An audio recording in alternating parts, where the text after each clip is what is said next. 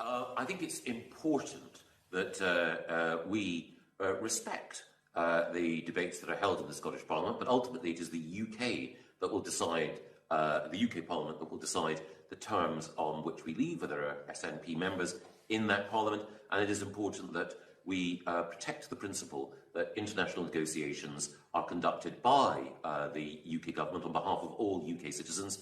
It's also important, of course, though, that in doing that, the relations between the UK government and the Scottish government are relations of respect, and the relations between the UK Parliament and the Scottish Parliament are relations of respect and understanding. Thanks very much for that, but I guess that was a polite way of saying that the will of the Scottish Parliament, if it decides to withhold that consent, will be ignored. No, we would never ignore what happens in the Scottish Parliament. Well, we'll see very shortly, I suspect, when it comes before the Parliament.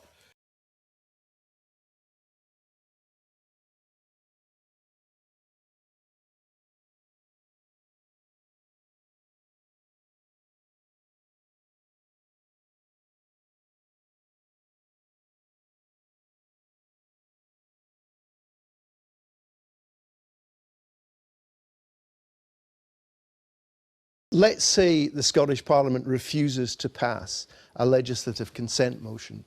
What, in your view, are the implications of that? Well, I don't think that's going to happen, and I very much hope that that isn't going to happen, because I do think, for all of the reasons that I've sought to explain, that we can resolve this issue without coming to that. So we're talking about hypotheticals.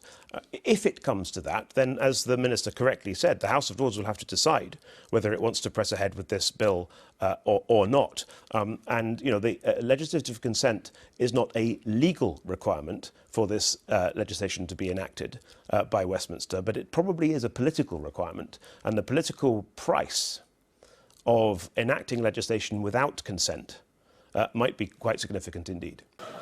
The result of the vote on motion 20318 in the name of Michael Russell is yes 92, no 29. There were no abstentions. The motion is therefore agreed.